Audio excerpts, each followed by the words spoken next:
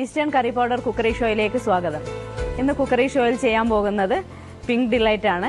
തണ്ണിമത്തനും condensed മിൽക്കും പഞ്ചസാരയും ചേർത്താണ് ഉണ്ടാക്കുന്നത്. വേനൽക്കാലമാണ്, അപ്പോൾ നല്ലൊരു തണുത്ത ഡ്രിങ്ക് ഉണ്ടാക്കാം. അപ്പോൾ ഇതിനാവശ്യമായിട്ടുള്ള ഇൻഗ്രീഡിയൻസ് എന്തെല്ലാം നോക്കാം. തണ്ണിമത്തൻ ചെറുതാക്കി മുറിച്ചത് 2 കപ്പ്, പഞ്ചസാര ആവശ്യത്തിന്, കണ്ടൻസ്ഡ് മിൽക്ക് 3 ടേബിൾ സ്പൂൺ, കറുത്ത കസ്കസ്.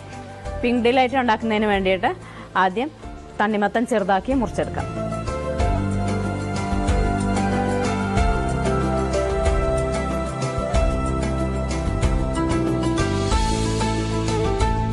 തണ്ണിമത്തൻ ചെറുതാക്കി മുറിച്ചിട്ടുണ്ട്. ഇത് 2 കപ്പ് ഒരു മിക്സിയിലേക്ക് മാറ്റാം.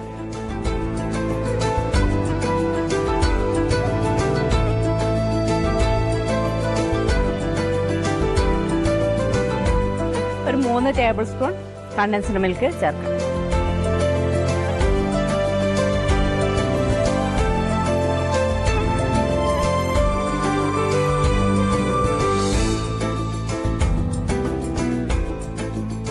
പഞ്ചസാര ആവശ്യത്തിന്.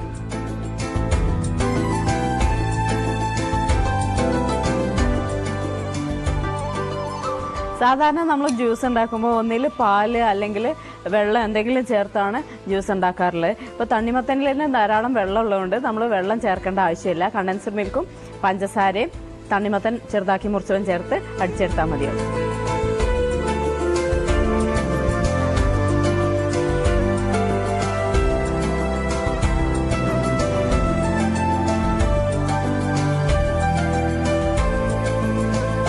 തണ്ണിമത്തൻ നന്നായി അടിച്ചെടുത്തിട്ടുണ്ട്. ഇനി ഇത് അരിച്ച് വേണം ഒരു സെർവിങ് ഗ്ലാസ്സിലേക്ക് മാറ്റാൻ.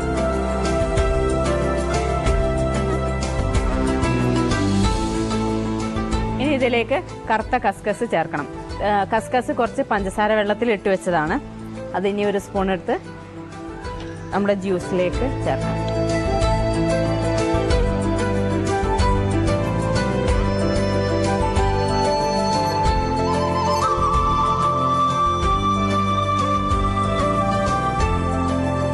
പിങ്ക് ഡിലൈറ്റ് ആയിട്ടുണ്ട്. ഇനി ഇതൊരു സെർവിങ് ഗ്ലാസ്സിലേക്ക് മാറ്റാം.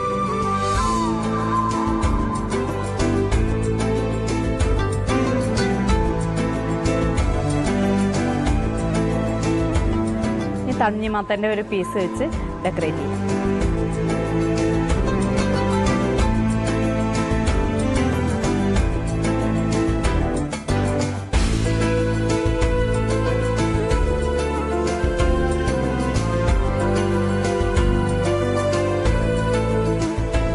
പിങ്ക് ഡിലൈറ്റ് ഉണ്ടാക്കി കഴിഞ്ഞു.